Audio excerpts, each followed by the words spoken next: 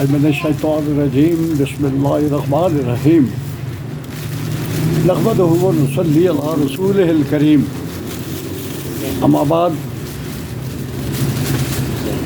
9 نومبر کے سلسلے میں نے پہلا بیان 9 تاریخ پھر دوسرا 10 تاریخ کو اور آج تیسرا بیان ہے اقبال اور دنیا کے مختلف موضوعات۔ اس میں سے بہت سارے موضوعات ہو گئے ہیں۔ آج پہلا موضوع جو ہے اقبال اور خودی۔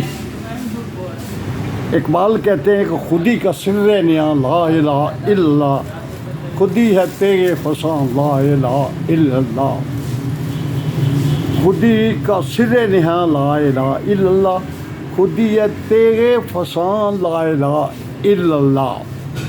آگے کہتے ہیں کہ یہ دور اپنے ابراہیم کی تلاش میں ہے، صنم کدہ ہے جہاں لا الہ الا اللہ۔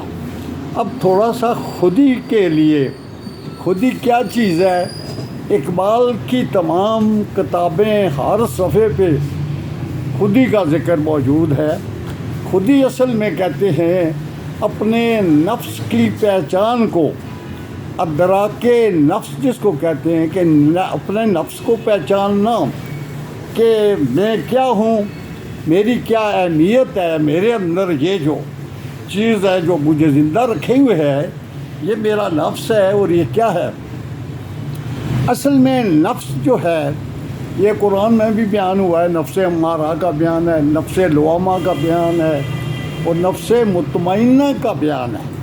تو اصل میں خودی جو ہے میرے خیال میں وہ نفس مطمئنہ ہے، جس کے لیے اللہ سورہ فجر میں بیان کرتے ہیں یا ایتھا النفس المطمئن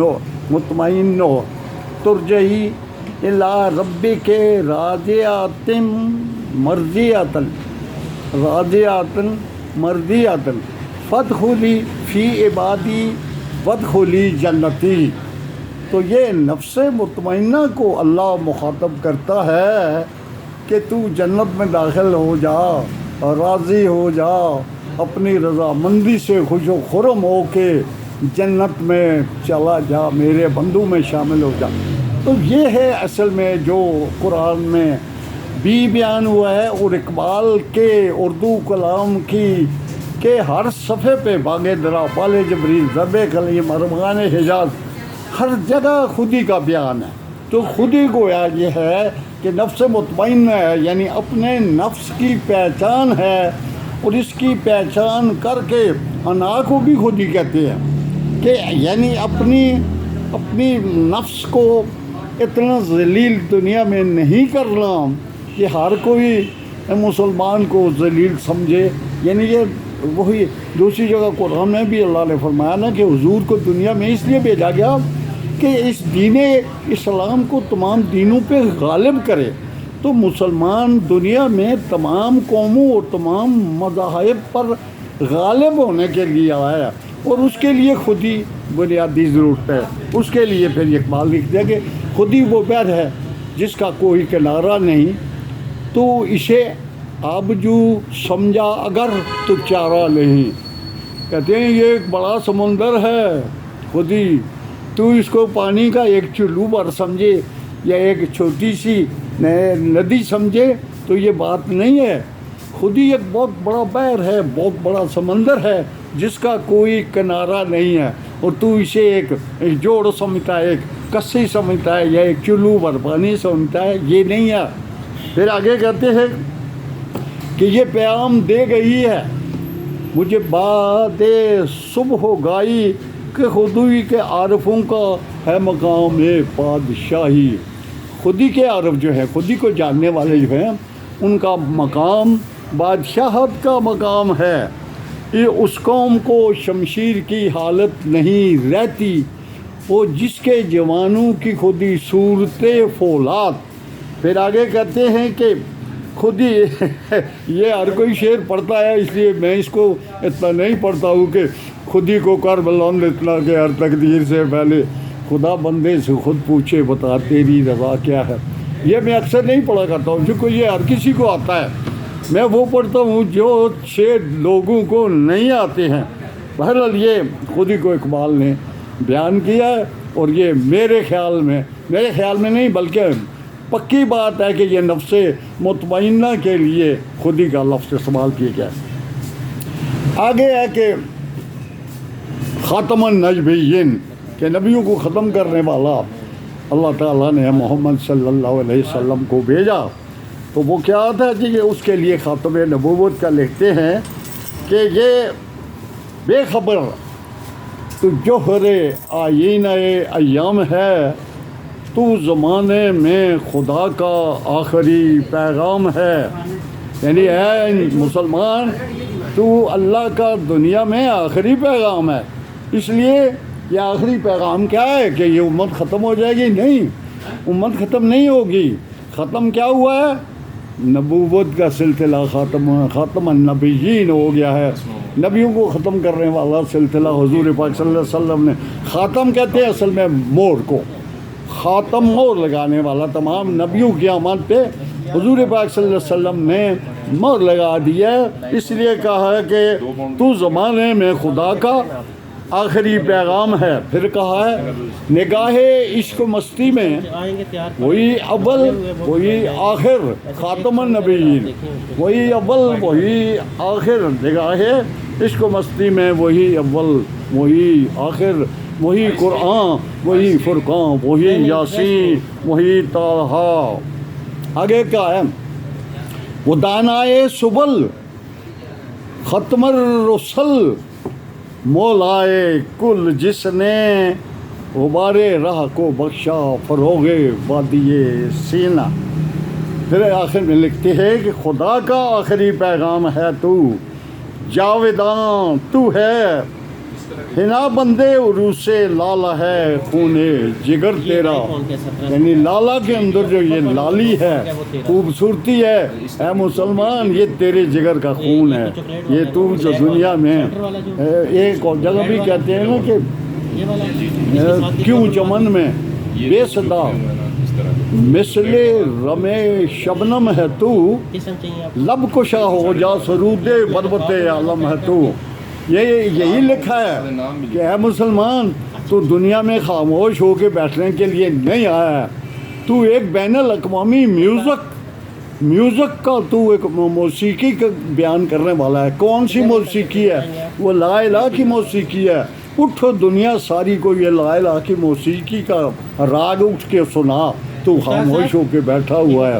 اور یہی ہے کہ وہ کیا تھا کہ غبار راہ کو بخشا فروغ وادی سینہ، وہ صحرائے عرب جس میں ریت ہی ریت تھی، اس کے وادی سینہ کی اس کو برکت دے دی حضور پاک صلی اللہ علیہ وسلم نے۔ آگے فقر کے لیے لکھتے ہیں اقبال، فقر کے ساتھ اصلی جو فقر ہے صوفیاء کا اس سے متفق ہے، لیکن جو آج کے زمانے کا فقر ہم سمجھتے ہیں کہ فقیر چولا ڈال لیتا ہے اور مانگنا شروع کر دیتا ہے، اور کتے سارے زمانے کے بھونکنا شروع ہو جاتے ہیں، جس کے لیے عرفی نے بھی لکھا ہے کہ عرفی بمیان دیش ہوگا یہ رقیباں آواز سگاں کم نہ کو نہ رزق کو دارا۔ تو آج کا فقیر جو ہے وہ چولا ڈال کے مانگنا شروع ہو جاتا ہے۔ اقبال اس کے ساتھ متفق نہیں ہے، وہ کہتے ہیں سما الفقر فخری، حضور پاک صلی اللہ علیہ وسلم کے لیے فرمایا کہ سما الفقر فخری کا رہا شان امارت میں، بہت بڑی امیری، بہت بڑا مال غنیمت آیا، 70 اونٹ آئے، اور گھر میں ایک کھجور تک کی لے کر نہیں گئے، اور گھر میں جا کے پوچھا تو فرمایا کہ ایک کھانے کی ایک روٹی تھی، وہ مانگنے والا آیا اللہ کے نام کے دے دی، اور 70 اونٹ تقسیم کر کے حضور پاک صلی اللہ علیہ وسلم گھر آئے اور کھجوریں چند کھا کے پانی پی کے سو گئے۔ تو اقبال لکھتے ہیں کہ سما الفقر فخری کا رہا شان امارت میں، بآب و رنگ و خال و خط حاجت روئے زیبارہ۔ کسی چیز کی حاجت نہیں تھی، کسی چیز کا لالچ نہیں تھا۔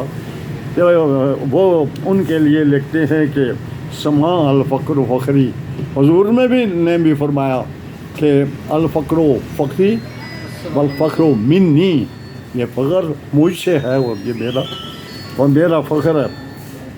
آگے اقبال لکھتے ہیں کہ مقام فقر، وہ جو میں نے پہلے بیان کیا ہے کہ مقام فقر کتنا بلند ہے شاہی سے، فقر فقیری جو ہے یہ بادشاہت سے بہت اونچی ہے۔ آگے کہتے ہیں روش کسی کی گدایا نہ ہو تو کیا کہیے، کہتے ہیں کہ آج کا فقیر جو ہے یہ چولہا ڈال کے مانگنا شروع کر دیتا ہے، یہ روش مجھے پسند نہیں ہے کہ چولہا ڈال کے آدمی کہے میں فقیر ہوں۔ فقیر یہ نہیں ہے، فقیر وہ ہے جس کا ارادہ بادشاہوں سے بھی اونچا ہے اور ڈائریکٹ اللہ کے ساتھ جو ہے وہ اس کا لنک جڑا ہوا ہے۔ اور آگے کہتے ہیں کہ نکل کر خانقاہوں سے ادا کر رسم شبیری، کہ فقر خانقاہی ہے فقط اندوہ و دلگیری۔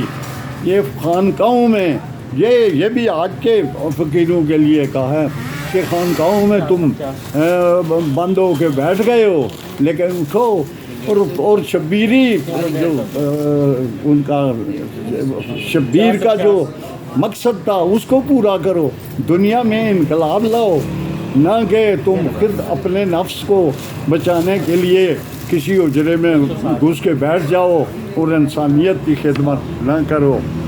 160 آگے لکھتے ہیں یہ معاملے ہیں نازک جو تیری رضا ہو تو کر، کہ مجھے تو خوش نہ آیا یہ طریق خانقاہی، کہتے ہیں یہ خانقاہی نظام جو ہے یہ مجھے پسند نہیں ہے، معاملے بڑے نازک ہیں، جو تیری مرضی ہے تو کر، لیکن مجھے یہ بات پسند نہیں ہے۔ آگے کہتے ہیں اپنے بیٹے کو لکھتے ہیں جاوید کو کہ جاوید میرا طریق امیری نہیں فقیری ہے، میرا طریق امیری نہیں فقیری ہے، خودی نہ بیچ فقیری میں نام پیدا، خودی نہ بیچ غریبی میں نام پیدا کر، اپنے بیٹے کو کہتے ہیں۔ پھر لکھتے ہیں یہ کہ سکون پرستی راہ سے فقر ہے بیزار، فقر جو ہے یہ سکون پرستی راہبوں کی یہ رہبانیت جو اختیار کی ہے عیسائیت نے، اسے کہتے ہیں کہ یہ فقیر اس سے بیزار ہے کہ مجھے فقیر کا ہے سفینہ ہمیشہ طوفانی، جو فقیر ہے اس کا سفینہ طوفانی ہوتا ہے، وہ رہبانیت اختیار نہیں کرتا، وہ اللہ کا اور انسانیت کا دونوں کے حقوق پورے کرتا ہے۔ آگے لکھتے ہیں غرباء کے لیے اقبال لکھتے ہیں کہ غرباء کیا کہتے ہیں کہ جا کے ہوتے ہیں مساجد میں سفارہ تو غریب، نام لیتا ہے اگر کوئی ہمارا تو غریب، زحمت روزہ جو کرتا ہے گوارا تو غریب، پردہ رکھتا ہے اگر کوئی تمہارا تو غریب، عمرا نشہ دولت میں غافل ہے ہم سے، زندہ ہے ملت بیضا غرباء کے دم سے۔ آگے لکھتے ہیں کہ اقبال کہ تو قادر و عادل ہے مگر تیرے جہاں میں ہیں تلخ بہت بندہ مزدور کے اوقات۔ سورہ بلد میں بھی اللہ نے فرمایا نا کہ لقد خلقنا الانسان فی کبد، بہت مشکل حالات میں اس کو پیدا کیا ہے، یہ دنیا کے معاملات اس کے لیے بہت مشکل ہیں، تو اس کے لیے لکھتے ہیں اقبال کہ تو قادر و عادل ہے مگر تیرے جہاں میں ہیں تلخ بہت بندہ مزدور کے اوقات۔ آگے لکھتے ہیں کہ حکم حق ہے لیسا للانسان الا ما سعی، کھائے کیوں مزدور کی محنت کا حق سرمایہ دار۔ آگے کہتے ہیں کہ کب ڈوبے گا سرمایہ پرستی کا سفینہ، دنیا ہے تیری منتظر روز مکافات، دنیا بدلے تیرا بدلہ تو کب بدلہ لے گا ان سرمایہ داروں سے کہ یہ غریبوں کا خون چوس رہے ہیں، اور اے اللہ ہم انتظار کر رہے ہیں غریب لوگ کہ ان امیریوں سے تو کب بدلہ لے گا، بہرحال بدلہ کب لے گا؟ اللہ فرماتا ہے، فرمان خدا میں اقبال نے لکھا ہے کہ اٹھو میری دنیا کے غریبوں کو جگا دو، کاخ عمرا کے در و دیوار کو ہلا دو، گرماؤ غریبوں کا لہو سوزے یقین سے، کنج شک فرومایا کو شاہین سے لڑا دو۔ کنج شک پتہ ہے کس کو کہتے ہیں؟ کنج شک کہتے ہیں پدی کو۔ یہ چھوٹی سی چڑیا نہیں ہوتی ہے، چڑی سے بھی ایک چھوٹی ہوتی ہے یا پدی، جس کو ٹسکا بھی ہم کہتے ہیں، اس کو کنج شک کہتے ہیں۔ کنج شک فرومایا کو شاہین سے لڑا دو، یعنی یہ جو غریب اور پسے ہوئے لوگ ہیں ان کو اٹھو اور عمرا کے کاخ عمرا، کاخ کہتے ہیں بڑے بڑے محل کو، عمرا کے محلوں کو اٹھ کے ہلا دو اس کو، اور اپنے حق ان سے لے لو۔ جس کھیت سے دیکاں کو میسر نہ ہو روزی، اس کھیت کے ہر خوشہ گندم کو جلا دو۔ خوشہ کہتے ہیں سٹا، آگے جو گندم کا سٹا بنتا ہے، خوشہ گندم کو جلا دو۔ ایسی گندم کی ضرورت نہیں ہے جس میں سے تمہاری روزی تمہیں نہ مل سکے۔ پھر کہتے ہیں کہ